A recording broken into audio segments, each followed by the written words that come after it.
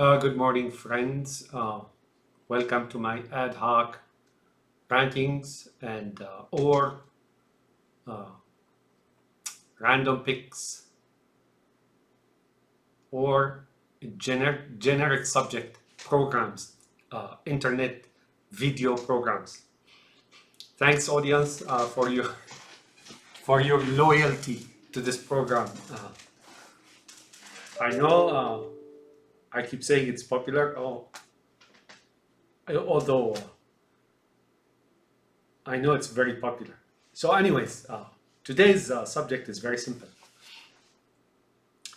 There's all kind of blame game and going on about Pustalenin not being informed and as if somebody is trying in the West, no, not somebody, but some cabal, right, that extends its tentacles between Russia and US and Germany and here and there, are basically trying to exonerate the man and give him some kind of excuse and reprieve or whatever it is, that it's not him that uh, uh, uh, was so hard-headed or criminal-headed and went into Ukraine and faltered, right? Because he made such rash decisions and so on. You can detect that in the uh, in the trend that is going on in the media now. Basically, Pustalenin is guilty of more than just committing an error in Ukraine. That sicko is basically psychotic and has some really dark, innate, psychotic dreams that he was indoctrinated with when he was little. And then apparently he tries to appear as something when he's really something else. Like he wears, let's put it this way, he wears the mask of sanity. Although he is aware and conscious of what he's doing, but something lurks within his personality that causes him to do what he does. Anyways, so that's that. Now, point number two, and that's very important, and that is people were inundated and bombarded with this word Nazis and Nazism, Nazis and Nazism, and regardless, the point of the argument is the people of the world, the nations and individuals and tribes and you name it, they are aware of Nazism, but they are more aware of communism, even though communism has faded out from the media, from history, and was not given the narrative and the description that it deserves as being some bloody religious movement that caused a lot of horror in the world last century, continues to do so this century. Here is a demonstration by Pustalenin. Communism, as well as Nazism, of course. Why do they try to cover up for Nazism is beyond me. Because people know what it is really, and those who are the instigators, the makers, the creators of communism are still around and in the establishment. And a criminal will always try to divert blame onto somebody else. I mean, this is not like black and white thing, but sometimes criminals try to throw evidence on or divert attention of the authorities onto the innocent bystander, and they hide, right? That's what they're trying to do. So now the trend in the media is like they want to sacrifice Pustalenin. That very same people here in the West, in the media and in politics and everywhere else, they were brazenly on Pustalenin's side when he entered Ukraine, when he invaded Ukraine. Now they're trying to kind of say, oh, that's him, or not him, it's his idea of big Russia, of blah, blah, blah. They're trying to mislead you by all kind of ways and means and deception and spin zones and tactics. And I mean, you watch them for about 5 minutes and you get, if you're aware of the circumstances you get tired of. So those who are trying to now like take the back seat and stay behind the curtain and see behind the scene or under table, that under table, you know, the Netanyahu creeds does everything under table, not just financial misdeeds or political or revolutions or Pustalenis or communism or gulags or destruction of Syria or Chechnya and then murdering millions. Or they do other personal things in their table, and their table too. So, but the subject here is like first point is Pustalenin is well aware of what's going on. The idea of him not being informed and misled, and it's not true, folks.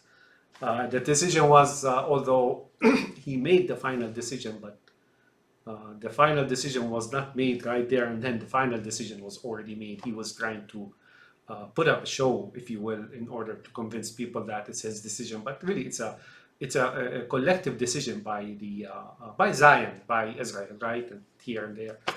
Including the United States, they decided, you know, it's time, and so they put up these performance and funny, you know, hilarious shows about trying to deceive the public and the people and so on and so forth. No, folks, that was a collective decision, and it's going. There's that big grand scheme of things moving about now in Iran. They felt big. So now people, the second point, people know about communism. Don't you ever kid yourself. I mean, I'm talking to the Netanyahus now, that people, whether in South America or in Asia or Arabs or Africans or whoever, the Europeans, whoever they are, oh no, they know what communism is, and they know what it is about, and they know what it did last century, and it's still vivid, it's still alive, even though not talked about. The collective unconscious of us, you know, like in Islam, we understand the souls to be connected, right? The spirits, you know, and that particular world that sometimes we try to ignore, and sometimes people are completely disconnected from it, such as the Pustalinins and the Trumps and the Netanyahus. They're completely disconnected from that realm of the collective unconscious. So they try to make assumptions about what's going on in the mentality and the psyche of people, but they don't know. In their unconscious, in their psyche, in their mind, in their memories, in their lives, and so on, people have really bad idea of communism, and they also know its origins and its beginnings, and so on and so on. Look at the Mongol hordes invading the Middle East when the Middle East had no armies, right? It's been what, 1,000 years, and people still know what it is. People still know what it is. They still hear about it. They still understand it, and they know. And they know when those Muslims regrouped. Actually, they had no armies. They defeated those cowards, and some of them, of course, stayed and became Muslims and so on.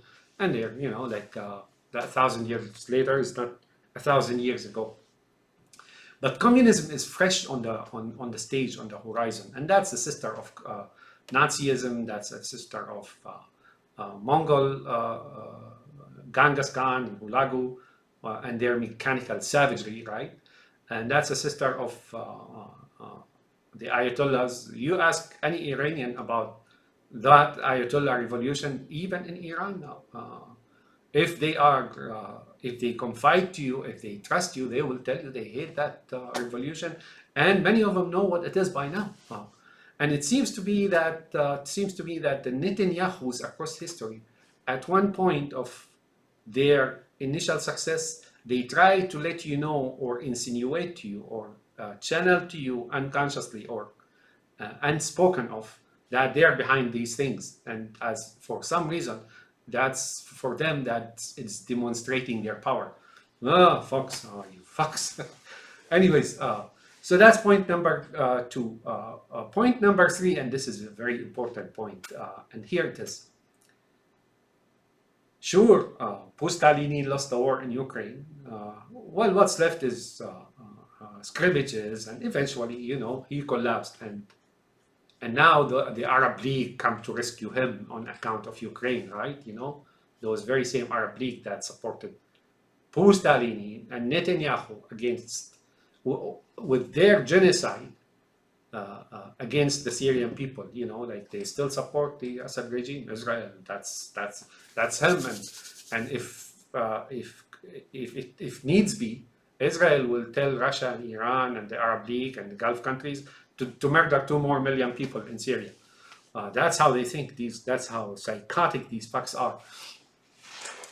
Not that even though that the family is part of them, not that the family is unuseful, but for them it's symbolic. Let's put it this way. And even though it's dragged them down hell, trying to keep that family, and further still, Zion will have breathed its last in its attempt to salvage and rescue that Syrian regime. But nonetheless, the loss is not just Ukraine, folks. The loss is huge. And it seems to me like you guys are oblivious to it. Right now, if there was an ounce or a carat of aversion to communism and its representatives and its remnants and its whatever it is, after what happened in Ukraine, I must say and unfortunately not in Syria or Chechnya, this aversion of people to communism and Stalinins and Netanyahu's deep down inside, I can feel people, folks. It emits out, and I can feel it. Their hatred toward them is so deep, and so the loss is almost international. For Pustalenin and his communism, right? Not just that, people now know that these guys, these creatures are deceptive. While he was talking about Ukraine and Donbass, whatever it is, now it's very obvious that he was after all Europe, and that there is a grand scheme in the works and big plan, like grand plan and grand scheme and so on. And not just that, he was talking from the point of a dictator, like talking. So, for example, when he threatened Finland and Sweden, that was a direct divulging or direct statement or disclosure of a real dictator who's coming to do things, like so suppose you were Finnish or you were Swede, and you would ask yourself, what's your business if we join NATO? Now he talks about security, but later on now in Bucha and in Ukraine and Mariupol, people understand this is no longer a matter of security. This is a matter of Stalin and Lenin, Rabbi Stalin and Rabbi Lenin coming in to purge Europe. I said this before. They are going to do mother of all blood purges on Germanics and Scandinavians. So now the entire world, including white people in the West here, in US and Canada and Europe, they have this, like, their hatred and their rejection and resentment of the Pustalenin and what he represents has deepened and has multiplied so many folds. That's the bigger loss than just losing Ukraine, you folks. Zion is in shambles and it's never the same anymore, and more to come. You see, you may deem anything outside of your wall in your World War Zion, that is a zombie, and think nobody is aware of what you're saying. And then you go dump something on a building that's full of children and women and people and so on, as if nothing happened, right? Your pilots who are Russians. Oh, the divine doesn't like that, folks. Oh, the divine doesn't like that. Allah and God doesn't like that. Oh, no. No. You have it all wrong, you stupid fucks. People are people wherever they are.